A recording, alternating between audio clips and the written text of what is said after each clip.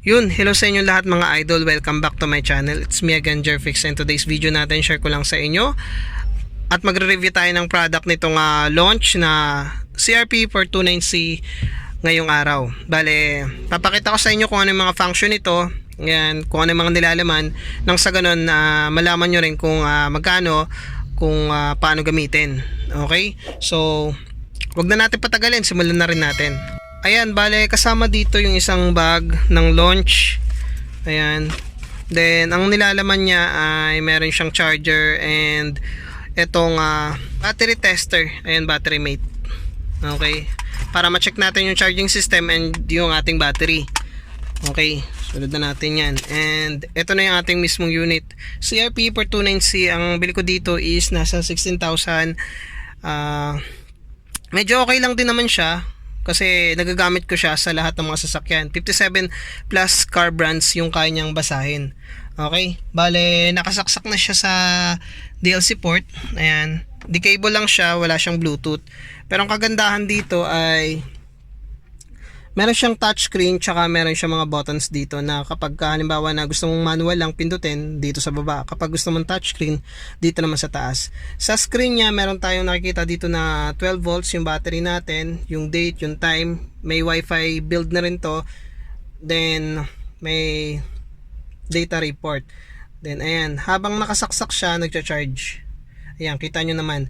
Tapos sa kanyang screen ay kita nyo meron siya nakalagay na diagnose. Ayan, bale kapag halimbawa sinaksak nyo to, kailangan na naka-off muna, then ignition on. Pwede ring engine running. Depende naman yung kung gusto mo ma-read yung mga parameters. Diagnose natin. Ayan, dito makikita yung mga car brands. Ayan, lahat yan. Tapos auto detect, pwede nating ma-detect kahit na hindi na tayo magmamanually select ng mga car brands or models. Then dito yung history. Ayan, mga in-scan ko back.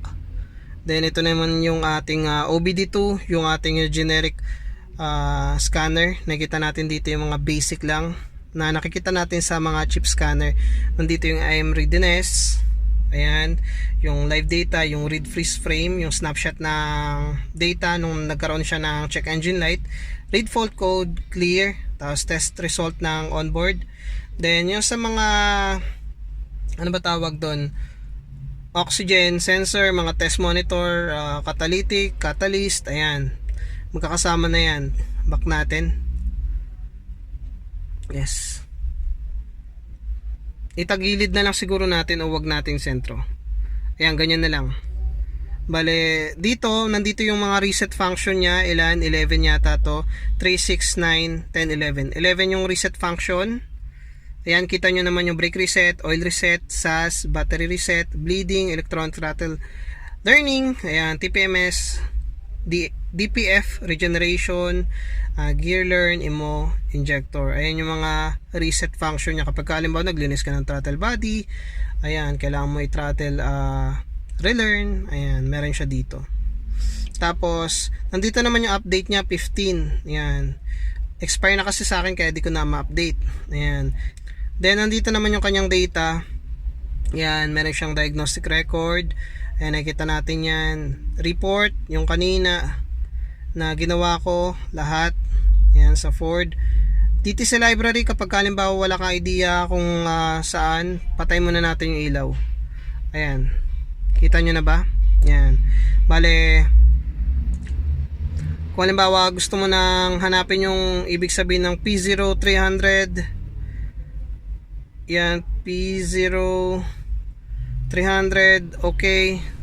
Ayan, ayun, kahit na wala kang internet, pwede natin magamit para anong ibig sabihin ng code na yan. Ayan, image, feedback sa firmware, yan, lahat yan. Yung DLC kung saan location. Okay, so back tayo. Ayan yung mga data setting, meron siyang setting ng wifi, network, language, ayan, email, ayan, sound, network. Bale sa Gear Plus, wala, in-upgrade pa lang yan. Then sa buttons naman, ayan, meron siyang automatic, kapag ka pinindot mo mismo to, automatic VIN yung hanapin niya, search niya kagad yan.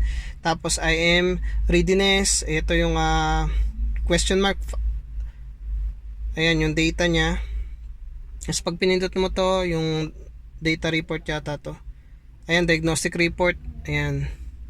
Back natin. Tapos ayan, download o upgrade. Screenshot. Ayan, pwedeng pindutin. Back, home button. Ito yung mga cambio. Then ito yung power at saka yung okay. Ayan, meron siyang touchscreen, tsaka meron din siyang buttons. Na kapag halimbawa tinatamad ka sa touchscreen, dito ka magpindot. Kasi automatic to. Okay. Ayan. Bale, naka-engine on tayo, tapos pindutin ko tong VIN. Ayan, automatic siya. Ilawan natin kasi medyo madilim na eh. Ayan, medyo nainitan na rin ako. Ayan, pasok agad siya, 'di ba? Okay, hintayin natin. Diesel particulate, yes. Ayan. Tapos removable din to natatanggal siya. Tapos nandito yung charger niya. Ayan. Ito yung likod niya. Bale, ang kaya niyang basahin ay yung kanyang big system. Takpan ko na lang yung serial number niya. Yung engine, yung transmission, yung airbag, ABS, tsaka tong oil. Okay? Ayun yung mga big system na kaya niyang basahin. Pero yung sa all system, hindi niya kayang basahin yun. Okay? Bale, nandito yung diagnostic report niya. Back tayo. Tapos basahin natin. Ayan, ayan yung nabasa niya, PCM, TCM, ABS, RCM. Okay, dito sa PCM may problema siya, mabilis siya nakakapasok talaga. Dito pa lang, hangang-hanga na ako talaga ako sa scanner na to. Hindi katulad dito sa scanner na to, ang pinagkaiba lang kasi nila, all system scan, pero nahihirapan ako mag-scan dyan, kaya ito yung ginagamit ko madalas, yung 4290 ko. Ayan, read fault code, retrieve. Yan, ayun yung nakita niya. Glow plug, tsaka turbo. Ngayon, i-clear natin yan. Pero wala siyang check engine light Wala siyang check engine light. Yan, ngayon i-clear natin. Yes. Okay. Tingnan natin kung mabubura. Ayan, nabubura niya. Diba, ayos? Tapos, back natin. Pwede natin mabasa yung read, yung data niya. Kita ba natin? O, patayin natin yung ilaw para makita nyo rin. Ayan. Ayan. Dami, no? Dami niya. Pwede natin select all yan. Lahat na pwede. Ayan. Nakikita natin dyan. Tapos pwede natin mag-graph yata to. Ayan, may graph siya. Ayan yung graph niya sa ilalim. Ayan. Okay. Ayan yung kanyang mga data stream. Yan, nagagamit natin yan. Napakahalaga yan para sa atin. Okay, ayun. Bale, nakakapasok siya sa ating Ford Focus 2007 siguro to. Aircon natin kasi medyo mainit na. Kanina pa akong hindi nag-aircon dito. Ayan. Bale, mabilis siya kasi automatic VIN scan siya, pero depende pa rin yun kasi minsan di niya rin kayang pumasok, lalo na sa mga old models. Pero kapag halimbawa latest model yan, sigurado pasok agad yan. Kahit 2019 kayang-kaya. Okay? So, ayun lang, bali shinare ko lang sa inyo kung ano ang nilalaman ng CRP 4290 ng launch natin na nasa harapan nyo. Dale, nireview ko na rin yung product na to, at least makita nyo na rin kung ano yung mga nilalaman, ano yung mga reset function, paano gamitin.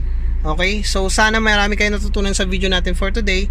And para sa akin, mas okay to kapag halimbawa pang DIY o para sa ating mga mekaniko. Pero kapag halimbawa gusto mo ng mas mataas na scanner, kailangan ng key programming, ECU programming, ayan, mga adaptation o kahit ano pa yan, kailangan nyo na mas mataas na scanner gaya nito. Kaya lang, kapag bibili ako ng mas mataas na scanner, hindi ako bibili ng launch. Sa totoo lang. Okay? Pero dito, okay na okay sa akin to mga lods. Bale, honest review lang naman to. Kung ano lang naman nagustuhan ko dito. Kasi dito, hirap ako kung ano-ano yung mga pinag-download ko dyan. Pero wala eh.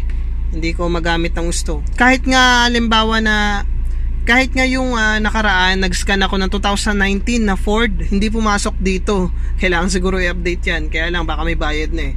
Tapos dito, hindi ko pa siya ina-upgrade or ina-update. Pero, ang bilis niya makapasok. Okay? So, yun lang mga idol. Bale, share ko lang sa inyo. Ayan, napaka-useful ng aking scanner. Yan, pinagmamalaki ko yan sa inyo. Okay, ang bili ko dito ay nasa 16,000 pesos. Binili ko siya kay Kimbolen.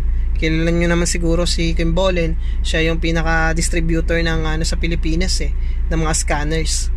Kapag sinabi mong Kimbolen tapos scanner, sigurado kilala nyo na yan. Okay, so lalagay ko na lang din yung link kung saan ko nabili para nang sa ganun ay malaman nyo rin. And then, malay nyo, maisipan yung bumili. Kayo rin bahala. Pero kung pang DIY, mas maganda to. Pero kung gusto nyo naman na all system scan, marami kayong mga actuators sa mga upuan, gumagalaw-galaw upuan nyo, yung mga manubela, wala. Kailangan nyo ng all system scan. Okay? So, yun lang. Maraming salamat po. And goodbye! Kung halimbawa pala may mga katanungan kayo, just comment down below na lang po. Maraming salamat po. Bye-bye ulit!